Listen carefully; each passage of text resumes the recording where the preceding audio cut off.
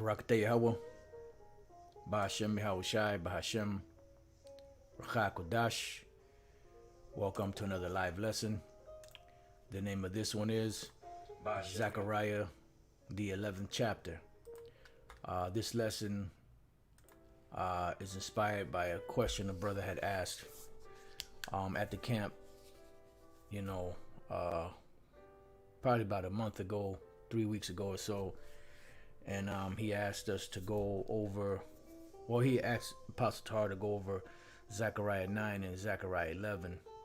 And Apostle Tar threw it at me, and Spirit jumped on me to do Zechariah the 9th chapter.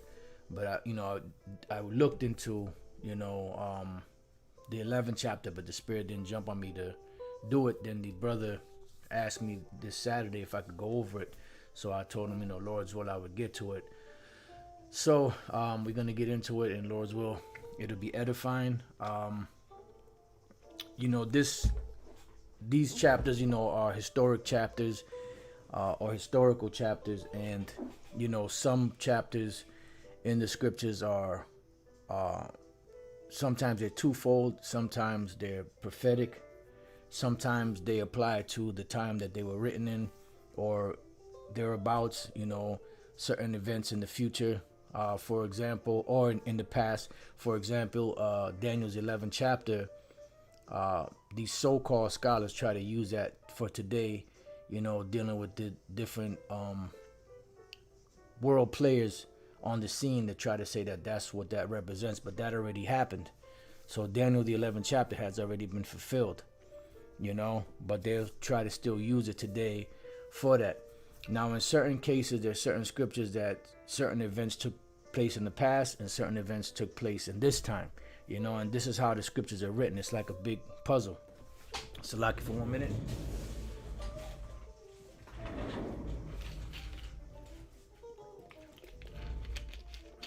So what we're gonna do is we're just gonna get into it. I wrote down a couple of precepts, that came to mind as I was reading through, and follow some of the precepts on the in the Bible itself that gave some pretty good precepts. So we'll deal with it as such. So it says the doomed flock. All right, so right off the rip, you could see it says the doomed flock. In the red Bible that we have, the title of it is, bear with me while I get it.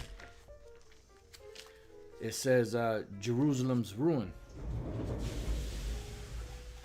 And that ruin came by reason of us breaking the law, statutes, and commandments. See, this is one thing we have to understand about the covenant. The covenant that the Lord Yahweh gave to Moses to give to us, to our foreparents in the past, was based upon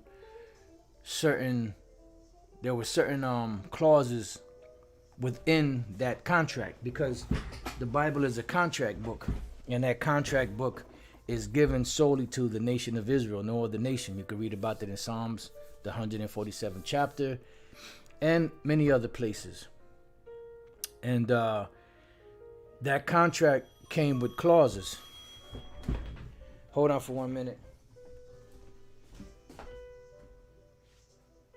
That contract came with clauses, right? And that clause, stated that if we didn't keep, if we were to break the Lord's laws, that there were certain animals that we had to sacrifice and shed their blood to be able to continue in that contract. Those were stipulations in the contract, which we didn't keep, and eventually the Lord got tired of the agreement, of the provisions in the agreement, that if you go off, you either got to pay so and so, or you got to sacrifice this animal or the other. And he got tired of that, so he cut that off. And this is why when you read through the scriptures, you read about the different captivities that our forefathers went through, and when they were catching hell, it was because of a breach in a contract. So the same way there were stipulations in the contract when we did good, good would come. There were also stipulations in the contract when we did bad, bad will come. And that's the bottom line. So when we read this, it says, Zechariah 11:1, open thy doors, O Lebanon, that the fire may devour thy cedars. Now, cedars are pretty much used as a metaphor for men. Sometimes it's talking about an actual cedar, actual trees, but in this case, it's talking about the men, that were comparable to different trees, and sometimes the scriptures speak about men might like warriors as rams and goats and things of that nature, in many different aspects. All right, so it says that the fire may devour thy cedars. Just bear with me 1 second. Salakia.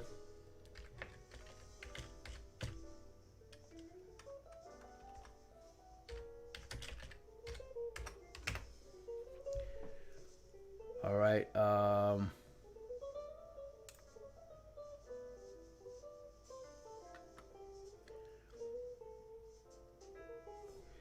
Just barely want to say I meant to look something up real quick before I had got started, but I'm a little under the gun because I got a lot of stuff that I have to do.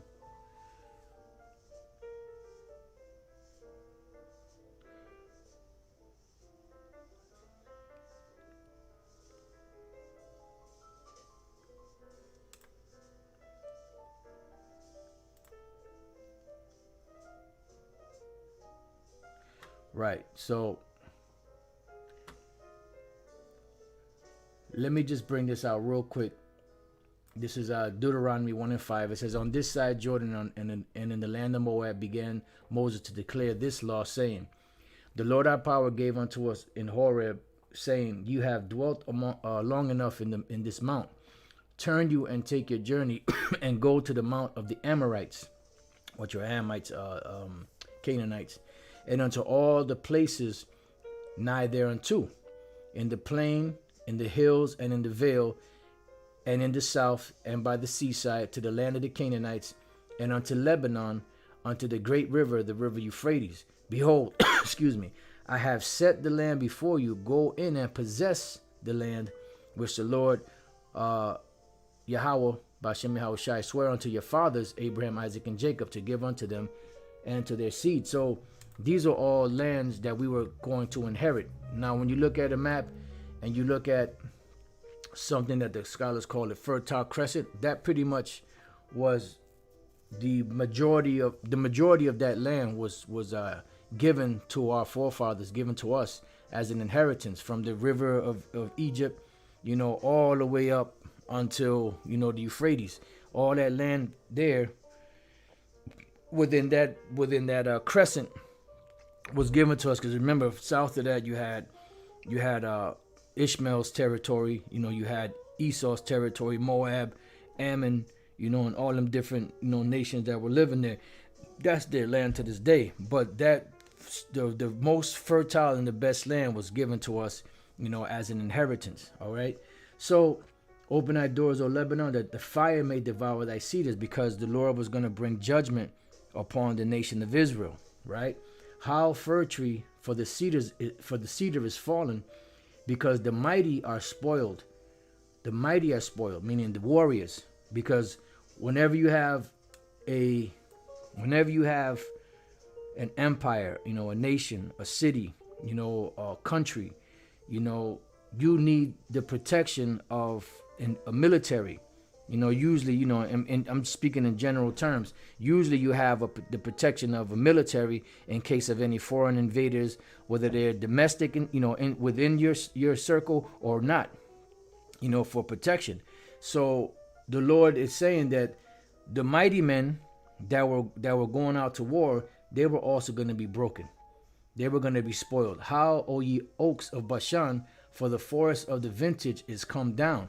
So now let's go real quick to the book of, let me leave that just in case.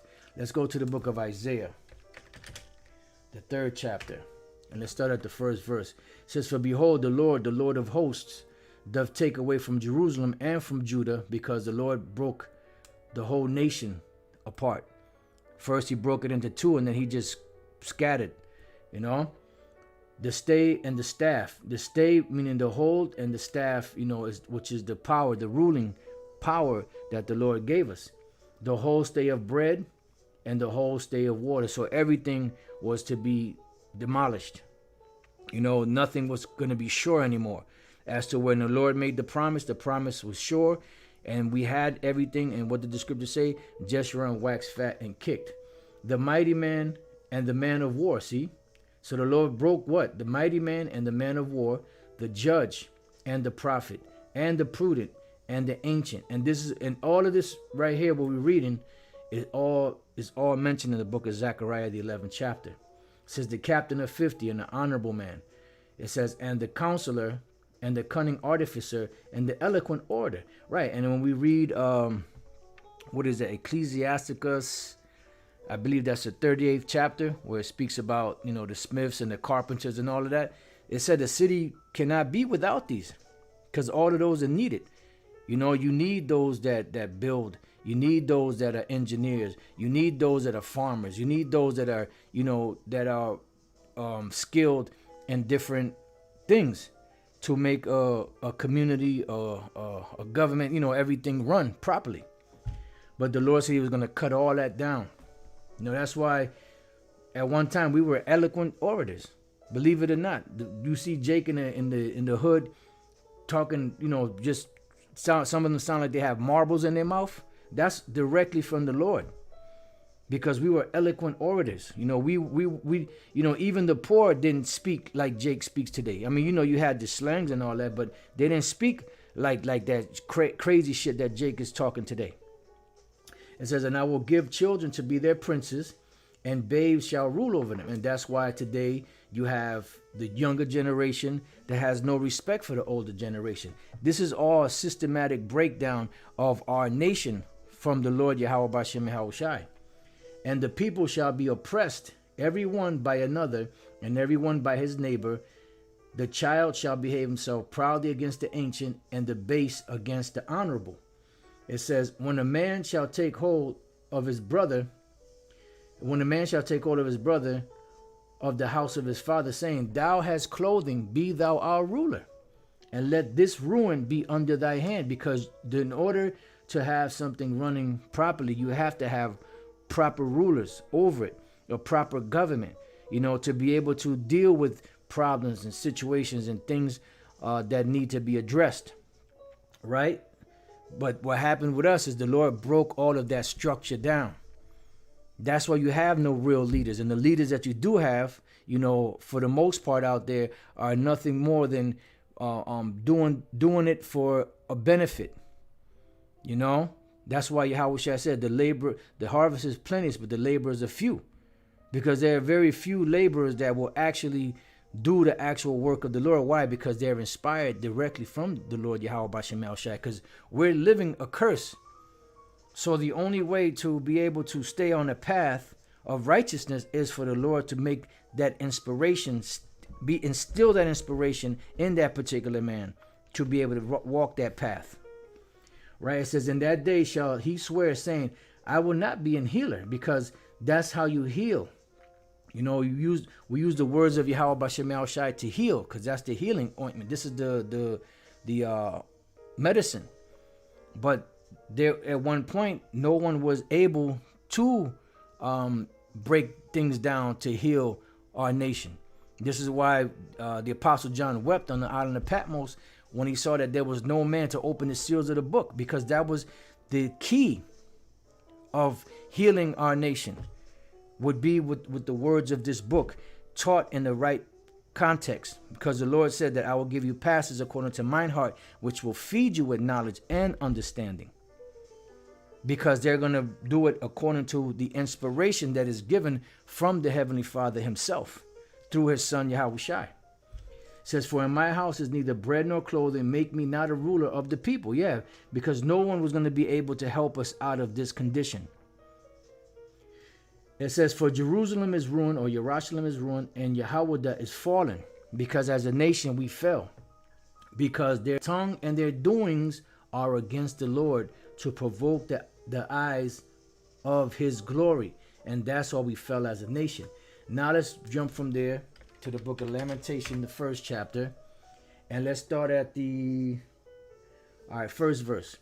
How doth the city sit solitary? See, at one time we're a royal nation. We're royalty, a special treasure, a peculiar people.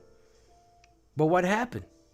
We fell as a nation. The Lord chopped us down. He broke us down.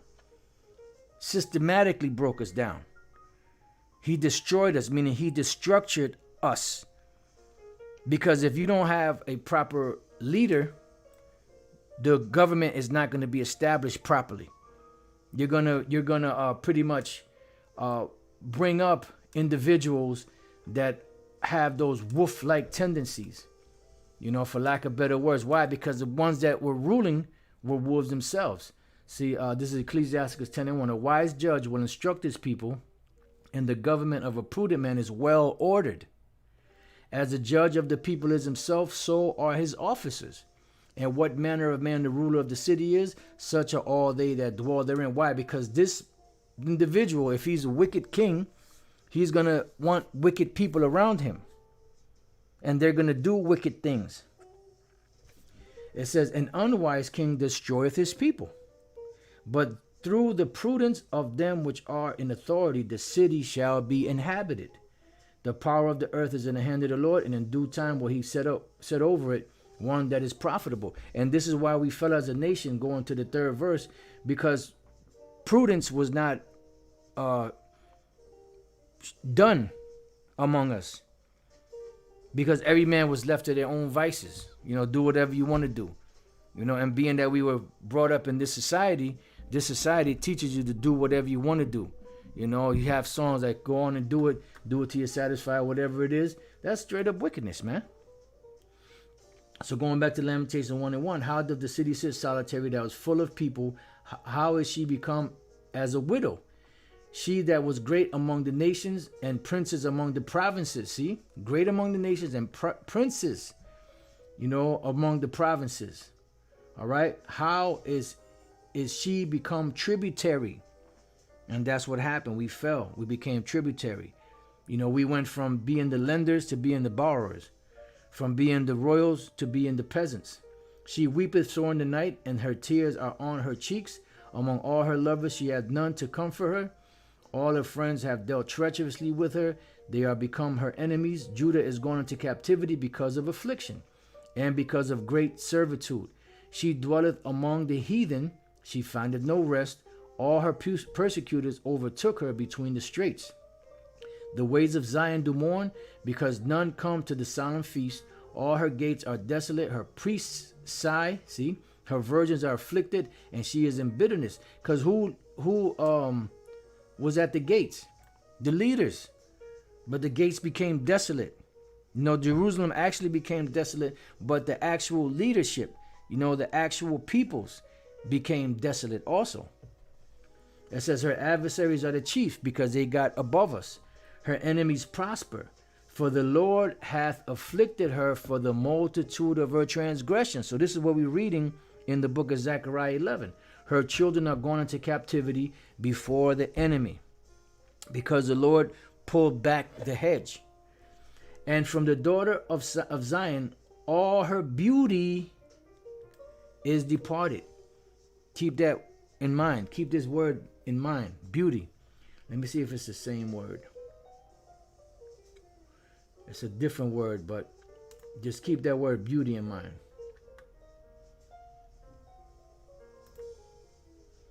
Right, because, wisdom, knowledge, wisdom, and understanding is an ornament. And the closer we get to the Lord Yahweh B'Shem Shai, the more apparent it becomes. Scripture say, wisdom maketh a man's face to shine. And from the daughter of Zion, all her beauty is departed. Her princes are become like harts that find no pasture, because they're moving.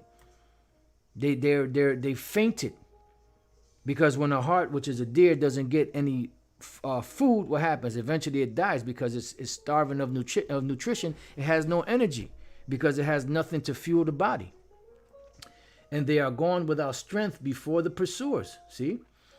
Yerushalayim remembered in the days of her affliction and of her miseries all her pleasant things that she had in the days of old. when her people fell into the hand of the enemy, and none did help her. The adversary saw her and did mock at her Sabbaths. Jerusalem had grievously sinned, therefore she is removed. All that honored her despise her, because at one time we were lauded and looked at in high esteem by these nations. Even though they didn't like us, they held us in high esteem because of the way that we were. Hey, when the Queen of Sheba came to King Solomon, she said she had no more life in her. She saw the splendor and the majesty and then the words that came out of this man's mouth. Because they have seen her nakedness, yea, she sigheth and turneth backward. Her filthiness is in her skirts. She remembereth not her last end. Remember, this goes back to the book of Deuteronomy 32. You know, they didn't remember the last end. Therefore she came down wonderfully. She had no comforter. O Lord, behold my affliction, for the enemy hath magnified himself. Now, there was a point in here. Let me see. Just bear with me 1 second. Right. So right here, Jerusalem remembered in the days of her affliction and of her miseries all the pleasant things that she had in the days of old, when her people fell into the hand of the enemy. We look at the word fell. Fell. What do you have there? The word Nepal, which goes back to what? To Nephilim, which are fallen ones, to fall, lie, be cast down, fail. All right. So that should bring to mind the Nephilim. All right, the fallen ones, not no angels getting kicked out of heaven, or people of great stature, as far as prestige and royalty being brought down to a peasant state. Now let's go from there real quick to Psalms 82 and 6. It says, "I have said ye are gods," because we were on the level of gods. We were the judges of the earth. You know, we had spiritual power. We were exalted above the nations. It says, "And all of you are children of the Most High, because we are Yasha'Allah. We are the sons of God." You know, that it spoke of, that laid down with the daughters of men. Right? It says, "But ye shall die like men, and what? And fall like one of the princes." So when we look at this word fall, once again, what do you have? The word Nepal again, which goes back to the word Nephilim, which in the book of Genesis, the 6th chapter, is translated as giants, which should have not been giants. It should have been, giant in the sense of having a great stature, as far as, you know, being known, famous, you know. But that word shouldn't have been there, because you had what? Napayal, which is a word that goes back to the root word Nepal, which is Nephilim. All right, so now let's go from there. Let's go back to Zechariah 11 and 3. "There is a voice of howling of the shepherds, for their glory is spoiled, a voice of roaring of young lions, for the pride of Jordan is spoiled." Yeah, because these shepherds, the actual shepherds of our nation, were lacking at one time. It says, "Thus saith the Lord my power, feed the flock of the slaughter." Now, what is the flock of the slaughter? Let's go to Isaiah.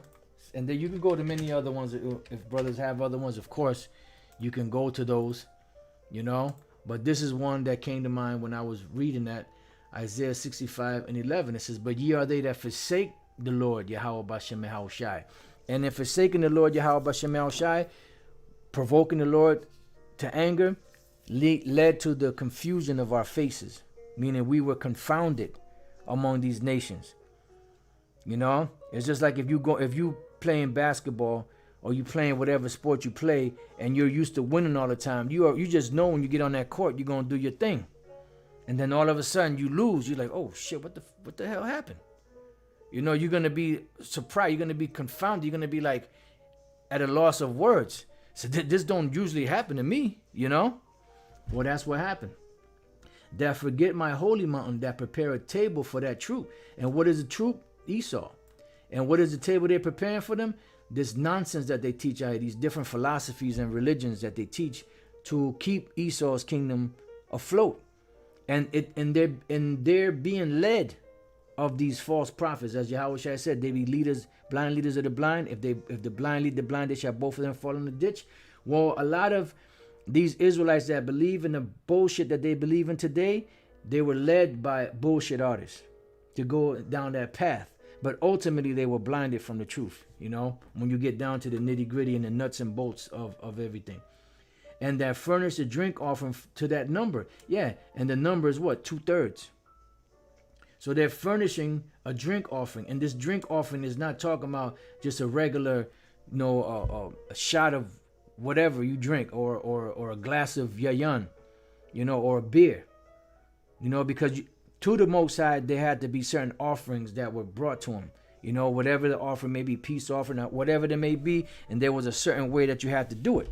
Well, when you worshiping these different idols, which today will be classified as religions, because you don't have an actual idol people are bowing to, but the religion is a representation of that idol, you have to do certain things, certain offerings, right? And so they're furnishing a drink unto that number. Therefore will I number you to the sword. So the Lord is going to number them to the sword, and you shall all bow down to the slaughter, because when I called, you did not answer. When I spake, you did not hear, but did evil before mine eyes, and did choose that wherein I delighted not. So this is a punishment. All right.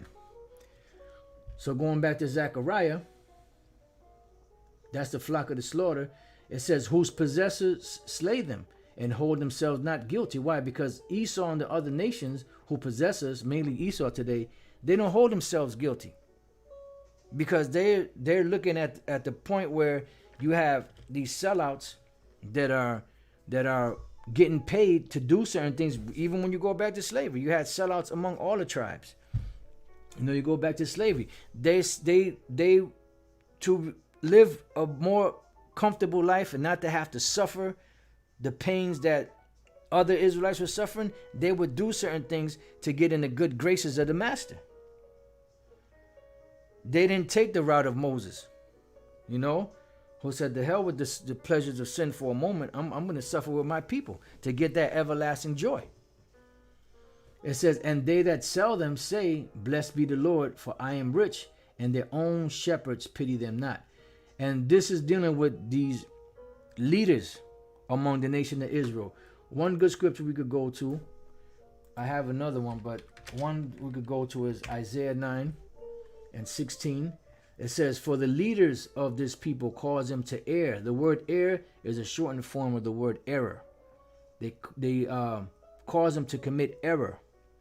And they that are led of them are destroyed. Why? Because my people is destroyed for what? For lack of knowledge. And Israel has gone into captivity because pretty much we forsook the Lord. So the other one I have is, let's go to Zephaniah 3:1. Woe to her that is filthy and polluted, to the oppressing city. Yeah, because the Most High made us clean. This is why we're known as the saints. This word saints means holy. What made us holy? The covenant that the Most High made with us. The law, statutes, and commandments that he gave to us as a separation from the different nations. It made us distinct from the other nations. And that contract is what made us holy. And it made us clean. But what happened? We became polluted. Mainly from worshiping them goddamn idols. She obeyed not the voice. She received not correction. See? She trusted not in the Lord Yahweh Bashem El Shai. She drew not near to her power. So what do you think the Lord's going to do? If you don't draw near to the Lord, what do you think the Lord's going to do? He's going to draw away from you. And who's stronger? you gonna persuade the Most High? You must be out your goddamn mind. Her princes within her are roaring lions. Yeah, because they're only looking for what? For the prey, for gain. They don't give a damn about who. Their whole thing is, look, I gotta eat. The hell with y'all. It says, her judges are evening wolves. They gnaw not the bones till the morrow. Keep that in mind. They gnaw not the bones till the morrow. Her prophets are light and treacherous persons. Her priests have polluted the sanctuary. They have done violence to the law because they didn't judge the people rightly. What did they do? They wrestled against the law. For what? For gifts. Remember, the scripture said a gift destroyeth the heart. So let's go back to Zechariah. I'm sorry, I got one more. You know what? I'm going to leave this in Zephaniah because we're going to deal with that again, Lord's will. So let's go from there to Isaiah 56 and 10. It says, his watchmen are blind. They are all ignorant. They are all dumb dogs. They cannot bark, sleeping, lying down, loving to slumber, because they're not given warning. The Lord said, give them warning from me. Hear my words and give them warning from me. They're not giving warning. They're putting the people to sleep. It says, yea, they are greedy dogs which can never have enough, and they are shepherds that cannot understand. That's why the Lord said, I will give you pastors according to mine heart, which shall feed you with knowledge and understanding. You know, because you have to have the knowledge and the understanding to be able to lead and feed. Yahweh Shai said, if you love me, Peter, feed my sheep, feed my lambs. They all look to their own way, everyone for his gain from his quarter. So pretty much they're only doing it to what benefits them. It's not for the benefit of the people, even though when they get out and they start talking that talk, they'll say, you know, it's for the benefit of the people because they're trying to win the love of the people so that the people can, you know, show them give them some love offerings, you know, and make their pockets nice and fat and lovely. But that's the only reason why they're doing it. It says, come ye, say they, I will fetch wine, and we will fill ourselves with strong drink, and tomorrow shall be as this day and much more abundant. Because they promise them what? Wealth. They promise them, you know, great possessions. They promise them prosperity. See, if you do what I do, congregation, you're going to get fat like me too. One day you'll be able to afford that, you know, that house and that car. But you got to take care of me first. You see?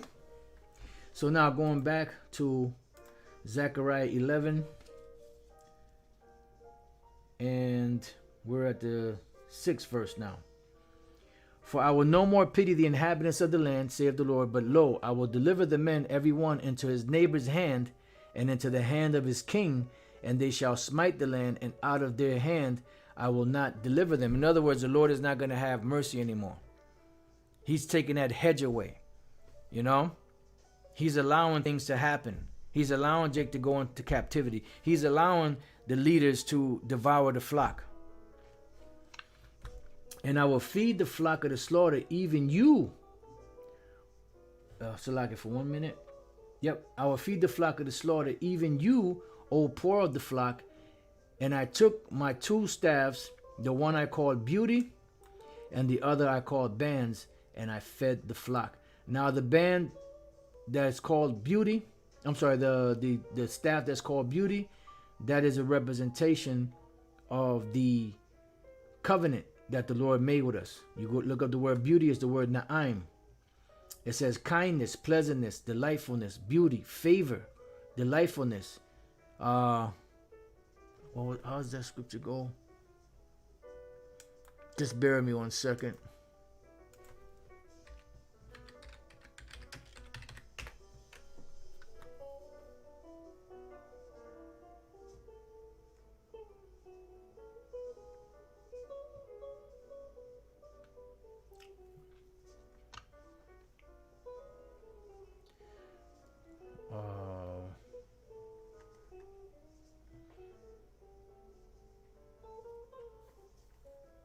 Right, beautiful. Jeremiah 2 and 3, which I think that's on the list.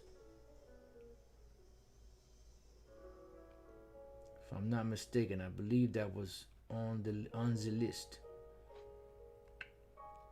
Nope, I didn't put it on there. Beautiful. Jeremiah 2 and 3. I'm gonna start it. Let me bring it up here. I don't need this anymore. Jeremiah 2 and moreover, the word of the Lord came to me, saying, go and cry in the ears of Jerusalem, saying, thus saith the Lord, I remember thee, the kindness of thy youth, the love of thine espousals, when thou wentest after me in the wilderness, in a land that was not sown. Israel was holiness unto the Lord, and the first fruits of his increase. All that devour him shall offend, evil shall come upon them, saith the Lord. So we were holiness unto the Lord. But then what happened? We turned into the degenerate plant of a strange vine. So that was beauty. So what did the Lord say? That pleasantness got turned into unpleasantness. Right? I will feed the flock of the slaughter, even you, O poor of the flock. And I took my two staffs, the one called beauty and the other called bands, and I fed the flock. So now when we jump to the 10th verse real quick, it says, and I took my staff, even beauty, and cut it asunder, that I might break my covenant which I had made with the people. Then you have the staff called bands. Now the word bands is a binder, something that binds. And what's that? That's the union, the coming together of all the tribes. But before we go to that, Salakia, I'm jumping the gun. Let's go real quick dealing with beauty. Let's go to Psalms, the 27th chapter. And let's start at the first verse. It says, the Lord is my light and my salvation. Whom shall I fear? The Lord is the strength of my life. Of whom shall I be afraid? You're right, because if we're doing the right thing to the best of our ability, the Lord makes our path smooth until, he has to put afflictions upon us, but then people that are not doing what the Lord say, they're evil and wicked things come upon them. It says, when the wicked, even mine enemies and my foes, came upon me to eat up my flesh, keep that in mind, eat up my flesh, they stumbled and fell. All right. It says, though an host should encamp against me, my heart shall not fear. Though war should rise against me, in this will I be confident.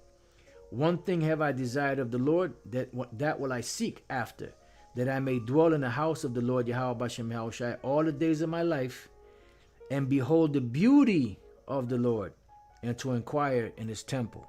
See, so what did the Lord do? He broke that staff, beauty, that covenant that he made with us, because we broke the covenant first.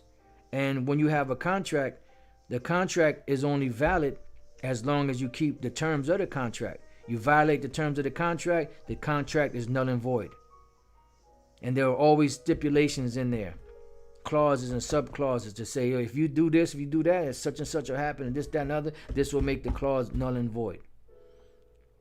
It says, in the time of trouble, he shall hide me in his pavilion.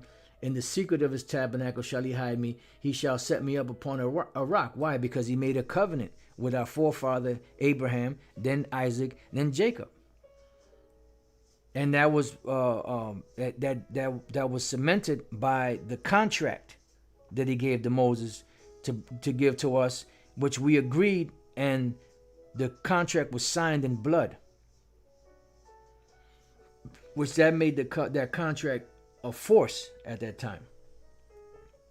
And now shall mine head be lifted up above mine enemies round about me.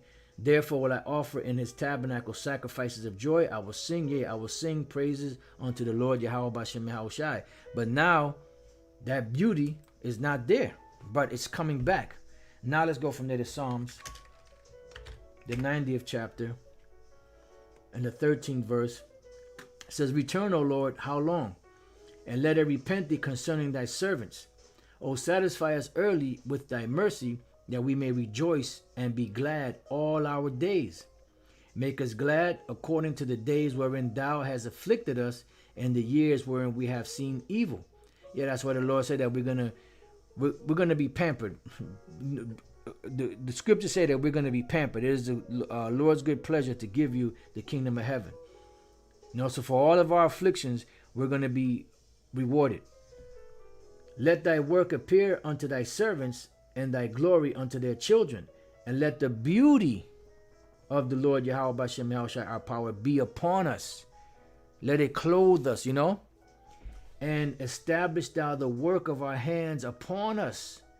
Yea, the work of our hands establish thou it. So that was according to what? According to the contract So that's why it says here in Zechariah 11:7, and I will feed the flock of the slaughter, even you, O poor of the flock. And I took unto me 2 staffs, the one I called beauty, and the other I called bands. Now when we look up the word bands, which is a binder, which is a keeping together of the nation, is the word chabal. And if I'm not mistaken, I believe the word chabal means companion. To bind, to take a pledge, lay to pledge, to hold by a pledge, taking pledge, holding pledge.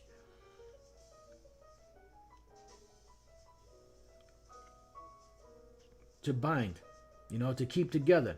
And when you look up the word bind by itself,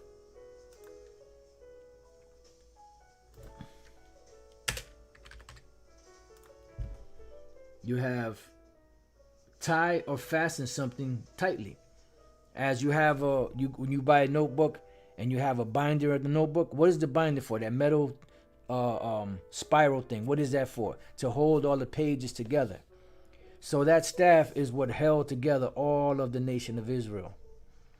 But then what happened? The Lord severed it eventually. And then when we jump down to the 14th verse, it said, then I cut asunder mine other staff, even bands, that I might break the brotherhood between Yahweh and Yasha'Allah. And that's what happened. And that's why we, were severed. Now let's go from there real quick. Let's go from there real quick to the book of, just building on that, Zephaniah 2:1. It says, gather yourselves together, yea, gather together, O nation not desired, because we were supposed to be gathered together, but we were separated. Now we're being bound back together. Now let's go from there to the book of Psalms 133:1. Behold, how good and how pleasant it is for brethren to dwell together, what? In unity.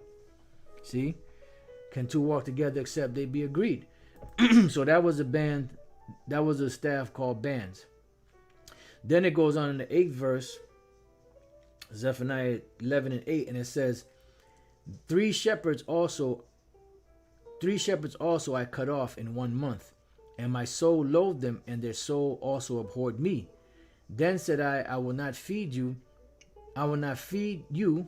That dieth, let it die, and that is to be cut off, let it be cut off. So let me go back. 3 shepherds also I cut off in 1 month, and my soul loathed them, and their soul also abhorred me. Now, people were looking for, so who was these 3 shepherds? Was it 3 actual guys? Was it 3, And when you read, even when you go through some of the commentaries, I just wanted to see what they said. Pretty much they try to equate that with different, with either 3 offices or 3 different, like the Pharisees, Sadducees in them. But pretty much this is just, when you have shepherds, the shepherd's supposed to watch over the flock, And the shepherd, when the Lord set up, when the apostles set up the 7 men to watch over the affairs of the tables, they were men of character. They were men that were known. They were known for their integrity. They were known for not being thieves. So they were set up in that position to be be continuous, because they had to watch over those affairs. So the Lord is saying these shepherds that are coming is like a dime a dozen. They come in and the Lord casts them out because they're not keeping to the job. And remember, when we read this, we read up above in the 5th verse, it says, and their own shepherds pity them not. So those are those shepherds that are not the true shepherds. They're nothing but what? Hirelings. Now let's go from there to Micah. Let's go to Micah, the 3rd chapter. And the 5th verse. Right? It says, Thus saith the Lord concerning the prophets that make my people err, that bite with their teeth and cry peace, and he that putteth not into their mouths, they even prepare war against him. Therefore night shall be unto you, that you shall not have a vision, and it shall be dark unto you, that you shall not divine. And the sun shall go down over the prophets, and the day shall be dark over them. Then shall the seers be ashamed, and the diviners confounded. Yea, they shall all cover their lips, for there is no answer of the Most High. Why? Because they're going to be removed from that position that is not theirs anyways. Like the scriptures speak about the parables of the one that had, the ones that have, or the ones that don't have shall be taken from them, even that they have. Well, these different individuals out there, whether they're priest, prophet, or whatever they call themselves, preacher, brother so-and-so, deacon such and such, or whatever they call themselves, eventually they're going to be removed out of that position if they don't belong in that position. I believe that's, what is that, Matthew 6? Is that Matthew 6? Right, 6:22. The light of the body is the eye. If therefore thine eye be single, if your eye is single, just focus on the kingdom, focus on His truth, what happens? You're going to be a good shepherd. Thy whole body shall be full of light. You're going to be able to edify. You're going to be able to teach. It says, but if thine eye be evil, thy whole body shall be full of darkness. If therefore the light that is in thee be darkness, how great is that darkness? Because you're going to go from being in the light into extreme, utter, gross darkness. So that's what these shepherds represent. These shepherds represent those shepherds that are not doing their job, and the Lord had to move them out of that position. Because when you have a shepherd, the shepherd's supposed to be there for life, right? Now let's go from there. Let's go back to Zechariah 11:9. Now, then said I will not feed you. That dieth, let it die, and that is to be cut off, let it be cut off, and let the rest eat every one the flesh of another. So right here it says, then said I will not feed you. That dieth, let it die, and that is to be cut off, let it be cut off. And all throughout the scriptures, it all echoes the same sentiment. Let's go to Revelation 22 and 11. He that is unjust, let him be unjust still. If you're trying to kick it to somebody and they ain't trying to hear it, later for them. There's plenty of work to be done. There's plenty of others you could teach. Somebody's going to get it. You got to move on from that individual. He that is unjust, let him be unjust still. He that is filthy, let him be filthy still. And he that is righteous, let him be righteous still. And he that is holy, let him be holy still. Because at the end of the day, when Yahushua comes back, He's going to give every man according to their works. So that's why the Lord said that whatever's going to die, let it die. I ain't going to worry about that anymore. And let the rest eat everyone the flesh of another. Now, this is not talking about cannibalism. It's not talking about cannibalism. Let's go back to Micah the 3rd chapter. Now let's go to the first verse. And remember when we read in the book of Psalms, what was that? Was that Psalms 27 or was that Psalms 90? Let me see. Right here, 27:2. When the wicked, even mine enemies and my foes, came up upon me to eat up my flesh, they stumbled and fell. In other words, to consume me.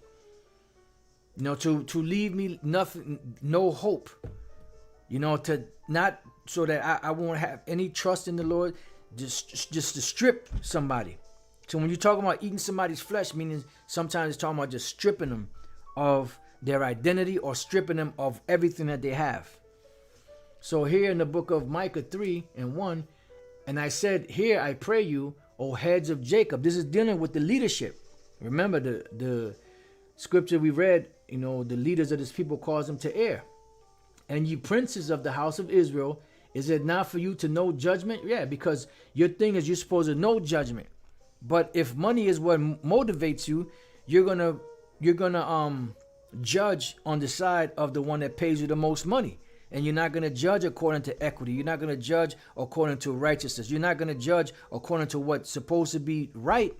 You're gonna wrestle the law and the scriptures and twist it in the direction of the one that paid you the most money. Who hate the good and love the evil, who pluck off their skin from off them. And that's what they're doing. They're plucking off the skin off of Jake. Here it is, we're going out to tell them they're Israelites. They said, nope, you're not Israelites. Here it is, we're telling them, the ones that know that they're Israelites and teach other Israelites that they're Israelites. We go out and say the MOTB is a microchip. They said, nope, it's not that. So they're stripping off the flesh from Jake and their flesh from off their bones because they're stripping them bare. Who also eat the flesh of my people. It's not talking about cannibalism. Oh, you got the cannibalistic shepherds. Watch out, because when they go around you, they bite you in the ankle. They take a chunk of your ankle. Don't let them get hold of your ear, because they're going to do the Mike Tyson thing and rip your ear off and eat it. No. It's talking about stripping their identity. It's talking about stripping, the right paths. This is a good precept that the brother put up. Ecclesiasticus 20 and 29, presents and gifts blind the eyes of the wise and stop up his mouth that he cannot reprove. Beautiful. All right. It says, who also eat the flesh of my people and flay their skin from off them, and they break their bones and chop them in pieces as for the pot and as flesh within the cauldron. So in other words, they're setting Jake up. They're bringing him to what? The flock of the slaughter. They're furnishing the table for that troop. They're the Judas goats that are leading Jake astray down the wrong path. To cause them to fall by Esau, because they're getting paid. It says, then shall they cry unto the Lord, but he will not hear them. He will even hide his face from them at that time, as they have behaved themselves ill in their doings. So that deals with the leaders, and it deals with the ones that are being led of them. That's why Yahweh said, they be blind leaders of the blind. If the blind lead the blind, they shall both of them fall in a ditch. All right. So let's go back. Now we're going to the 10th verse. Zechariah 11 and 10. And I took my staff, even beauty, which we broke that down as dealing with the covenant, and cut it asunder. The Lord severed that I might break my covenant which I had made with all the people. And it was broken in that day, and so the poor of the flock that waited upon me knew that it was the word of the Lord. Yeah, because imagine being protected all the time, and then all of a sudden that protection is gone. You thinking, you walking the regular day, you thinking everything's gonna be cool, and then all of a sudden you had the Babylonians and the Assyrians and the different nations, and they were defeating Israel, and they're like, what the hell is going on? I mean, why is the Lord forsaking us? It says, and I said unto them, if you think good, let me see, did I have anything for that? Nope. It said, and I said unto them, if you think good, give me my price, and if not, forbear. So they weighed for my price 30 pieces of silver. So this is the shepherds that are there for what? For money. Just give me my money. Because really they didn't give a shit about the flock. That's why when we read the 5th verse down here, it says, and their own shepherds pity them not. Why? Because they're there for the money. They ain't there for the benefit of the flock. So it says, and the Lord said unto me, cast it unto the potter, a goodly price that I was prized at of them, and I took the 30 pieces of silver and cast them to the potter in the house of the Lord. So these are those hirelings. You could use this in a sense also of Judas Iscariot. How he sold the Lord out, but ultimately it's just dealing with anyone out there that's teaching for hire. Now let's get some precepts on that. Let's go to Zechariah, back to Zechariah. I'm sorry, Zephaniah. Nope, Micah. Micah 3 and 9. Hear this, I pray you, ye heads of the house of Jacob, and princes of the house of Israel, that abhor judgment and pervert all equity. Why? Because they love gifts. They love, money. They build up Zion with blood and Jerusalem with iniquity. That's it. The heads thereof what? Judge for reward. And the priests thereof teach for hire. So look, just give me the money. Hey, what happened when Judas Iscariot try to give the money back to the wicked Pharisees and them? Well, they said, what's that to us? I betrayed innocent blood. And what's that to us? Like, they were like, so what? You know, you accomplished what you wanted you to do. Them motherfuckers is wicked to the core. The heads thereof judge for reward, and the priests thereof teach for hire, and the prophets thereof divine for money. Yet will they lean upon the Lord and say, is not the Lord among us? None evil can come upon us. Because they're teaching for hire. And eventually, it's going to be known that these guys were nothing more than jive turkeys. Because the things that they promised their congregation is not going to come. And they're going to receive the things, you know, that they're not looking for. Because they're looking for that peace. And another one says that they cry peace, peace, and they bite with their teeth, something like that. And they're not going to get it. They're going to get the total opposite. So the things that they promised wouldn't come on them is what's going to come on them. And the things that they promised that would not happen to them, or the things that they promised that would happen to them, and the benefits and all that, they're not going to receive. It says, therefore shall Zion for your sakes be plowed as a field, and Jerusalem shall become heaps, and the mountains of the house as the high places of the forest. Why? Because they're giving them false hope. Now let's go from there to the book of St. John chapter 10 and 1. Verily, verily, I say unto you, he that entereth not by the door into the sheepfold, but climbeth up some other way, the same is a thief and a robber. Now let's jump down to the 10th verse. The thief cometh not but for to steal and to kill and to destroy. Now, we use this for Esau, but this is really dealing with those wicked jakes, these wicked, foolish shepherds, these false prophets. It says, I am come that they might have life and that they might have it more abundantly. But what happens with these individuals? But he that is an hireling and not the shepherd, whose own the sheep are not, seeth the wolf coming, and leaveth the sheep, and fleeth. And the wolf catcheth them, and scattereth the sheep. And that's exactly what they're trying to do. But what they don't understand is that the Lord Yahweh Bashem Yahushai is going to protect his elect. Protect the elect. The hireling fleeth because he is an hireling, and careth not for the sheep. And that's what we're reading here in the book of Zechariah. All right. Now, let's just do a little quick word search. I'm just going to put the word lucre.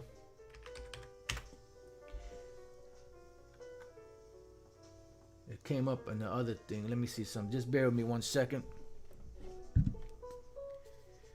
There were other precepts that came up on...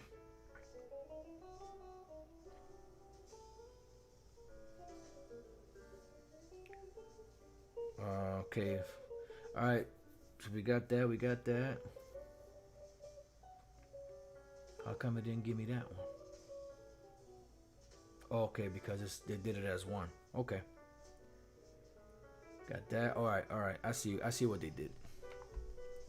All right. When 1 Samuel 8, this is dealing with Eli's two wicked sons, Hophni and Phinehas, I believe their names were. And his sons walked not in his ways, but turned aside after what? After lucre, and took bribes and perverted judgment. Let's look up what the word lucre is. Right there. Lucre. They were chasing that money, man. Batazai. Profit, unjust gain. Gain, profit acquired by violence.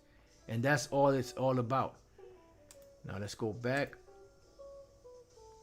1 Timothy 3 and 1. It says, not given to wine, no striker, not greedy of filthy lucre, but patient, not a brawler, not covetous. So filthy lucre, it should come up, I believe, as one, greedy of filthy lucre. The word there is ahishrokerdas. It's a mouthful. Eager for base gain, greedy for money. In other words, a hireling. All right. The word kerdos is gain.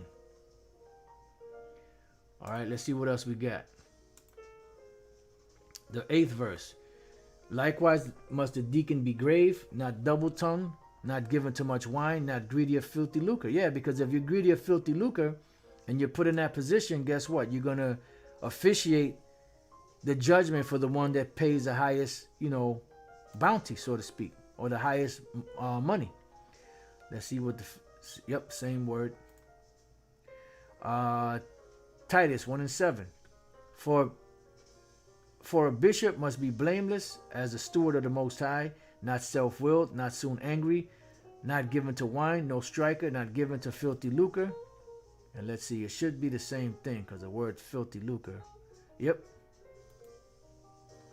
And 1 Peter 5:2, feed the flock of the Most High, which is among you, taking the oversight thereof, not by constraint, but willingly, not for filthy lucre, but of a ready mind. See, because, this is the job of a true shepherd, to watch over the flock, to watch over the sheep. All right, so where are we at? Now we go to Zechariah 11:14. Then I cut asunder mine other staff, even bands, that I might break the brotherhood between Judah and Israel, which that's happened. When you go back during the time of Rehoboam and Jeroboam, Rehoboam being the son of King Solomon, which took over the southern kingdom, which was Judah, Benjamin, and Levi, which was really just Judah and Benjamin, because Levi were the priests. You had Levites among Judah and Benjamin, you had Levites among the other tribes, but Jeroboam, which was the Ephraimite, which took over the northern kingdom, he kicked out all of the Levites and sent them back, to Rehoboam, because he set up the basis of the people as priests, which wasn't supposed to be done. But the Lord did that because the Lord was about to take down the northern kingdom first. Now, if you notice, when you read throughout all the kings of Judah, maybe 2 or 3 kings would be wicked, then 1 king would be just. Then another 2 or 3 kings would be wicked, and then another king would be just. So every once in a while you had a just king among Judah. But when you read about the kings of Israel, they were all wicked. Every last one of them. Because the Lord was about to break them first. The northern kingdom was about to be broken first. Then afterwards, the southern kingdom. All right, so verse 15. It says, and the Lord power said unto me, take unto thee yet the instruments of a foolish shepherd. Right. And what is a foolish shepherd? One that is not watching over the flock. One that is not watching over the sheep. One that's doing this for gain. A walia, foolish, impious, meaning he's not faithful. Silly, foolish, impious. All right.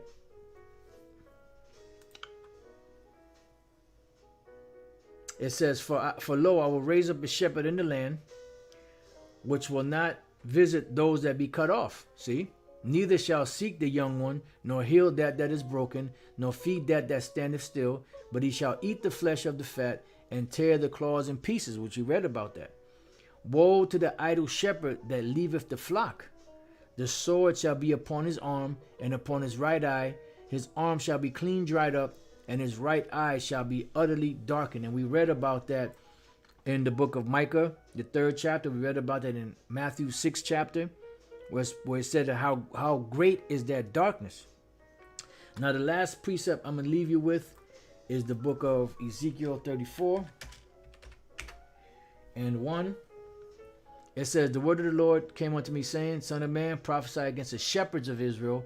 Prophesy and say unto them, Thus saith the Lord power unto the shepherds. Woe be to the shepherds of Israel that do feed themselves. Should not the shepherds feed the flocks? And that's exactly what they're supposed to be doing. But they're not doing that.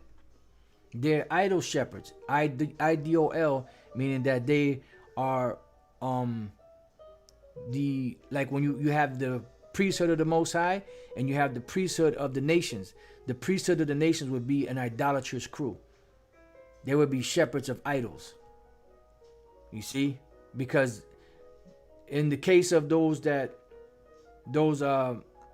shepherds that didn't, let's say they didn't necessarily bow down to an idol, but money is the idol. Shekels were the idol. because they were doing it for that. You eat the fat and you clothe you with the wool, and you see that in these churches. You kill them that are fed, but you feed not the flock. Yahweh Shai said, what? If you love me, feed my sheep and feed my lambs. The disease have you not strengthened, neither have you healed that which was sick. And that's why you have a lot of these individuals in the churches that are still teaching that madness, because they're sick in the head. The whole head is sick. Neither have you bound up that which was broken, neither have you brought again that which was driven away, neither have you sought that which was lost. Because what are they doing? Driving the rest of the flock away. And what did Yahweh say? If you don't gather with me, you scatter. Excuse me. But with force and with cruelty have you ruled them. Yeah, because you were those evening wolves, as we read earlier. It says, and they were scattered. I believe we read that earlier.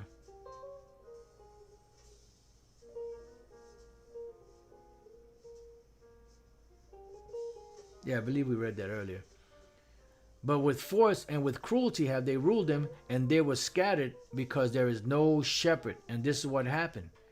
There was no one to lead them, no one to guide them. No leaders, true leaders. Until the Lord raised up, leaders in the last days. And they became meat to all the beasts of the field, meaning all of these different nations got a chunk out of Jacob. It says, when they were scattered, my sheep wandered through all the mountains and upon every high hill. Yea, my flock was scattered upon all the face of the earth, and none did search or seek after them. So now the phase is what? The next step is the Lord was going to come in and gather back his sheep and his flock and mend the house of David that was broken down, that was in ruins. And that's what we're witnessing right now, the building up of the house of the tabernacle of David. So with that, I pray that answered the brother's question. I pray that it was edifying. Just bear with me 1 second. Okay, I did hit that. All right. And with that, I pray that brothers have been edified, and a few sisters. Until the next time, I say shalom.